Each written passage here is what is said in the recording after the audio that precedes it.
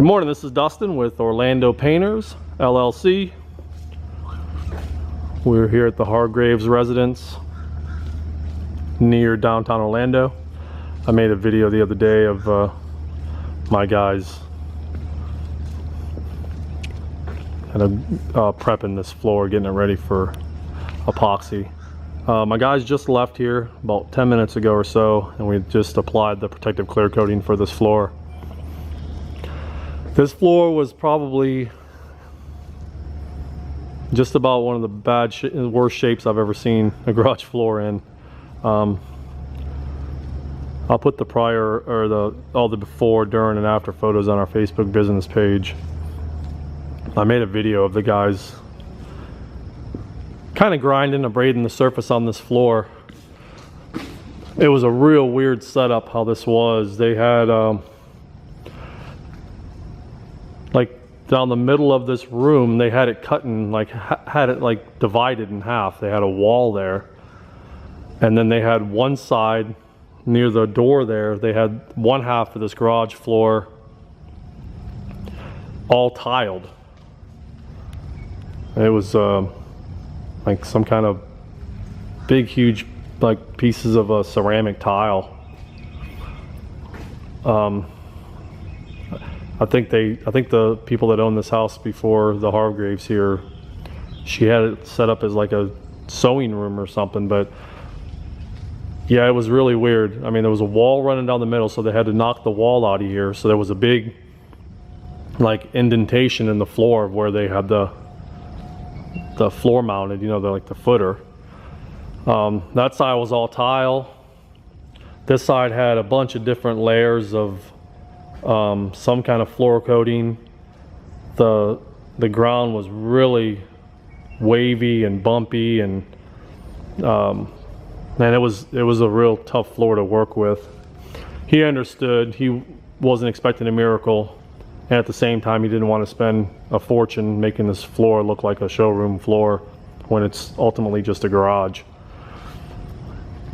There were just so many different levels on this floor. There was big, huge divots in the floor that we patched. Getting up all that thin set and tile and stuff was really something else too. There were just so many layers. I don't know, like, it's hard to even describe what this floor was like and what happened to it.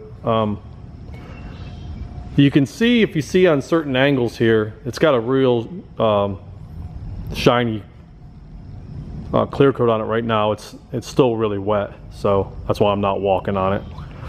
But this is all industrial strength epoxy and clear coat. This is no Home Depot, Lowe's water-based products at all. This stinks unbelievable. That's kind of like the rule in floor coatings. The worse something smells, the better it works. These are all two-part solvent-based products on here, so it's super, super durable. It's never going to chip, flake, or peel. Hot tires, you're never going to see the 4 tire marks there where it all peels up at on this floor ever. It's going to be resistant to all chemicals, gas, transmission fluid, antifreeze, you name it. You could drop tools on this floor, it's not going to chip it up, scratch it, nothing like that at all. This is the same system that we use in commercial warehouses when they're driving forklifts over it all day long, and pallet jacks and stuff like that. So this is about as durable as it gets. It really stinks. I don't have a respirator on right now either. This is the protective clear coat that's on here, and this floor is, I use the term a lot when I'm doing floors, it's bulletproof. This is some durable stuff. It's expensive products, but it's absolutely worth it. I mean, you can go down to Home Depot or Lowe's or even all the paint stores and use those little two-part water-based kits that they sell. Those things are about worthless. I mean, they last a couple years. They certainly don't hold up to hot tires very well. There's some good two-part water-based epoxy products out there that hold up pretty good, but in general, most of them are really bad. They don't. They'll last a couple years, and you'll start to see it where it's lifting from the hot tires. And then most contractors don't even put a clear coat over their epoxy. So when they do put it over the water-based epoxy, they're using a water-based clear coat, and that's not very durable either. It's nothing compared to what's on this floor right here, not even in the same ballpark. A little more expensive, but certainly worth it. But we came in here and we weren't grinding. We didn't bring a grinder in here, you know, a big grinder, a dual head grinder, or even a single head grinder, and grind. It was just, it really wasn't set up for that on this floor. It was just a weird situation. They spent a lot of time prepping this floor. They were scraping thin set. It was super hard, really stuck to the floor. There was glue on the floor. There's divots in the floor. There was 10 layers of different coatings on the floor in here. There was peel and paint. It was a mess. In my opinion, you probably could have, you know, if you want to spend a bunch of money, which he's already remodeling this whole entire house and spending a fortune, so the garage floor wasn't like priority. He wants it to look nice like it does now, but he wasn't looking for showroom quality. If he was, you could resurface this floor, or we could have brought grinders in here and just ground it down to where it was pretty super smooth. You start to get exposed aggregate though. But if you look at the videos, I think I made a prepping video. You'll be able to see a lot of what we were dealing with. Some of the work was already completed before I made that video, so a lot of the beginning stages of the prepping was completed, but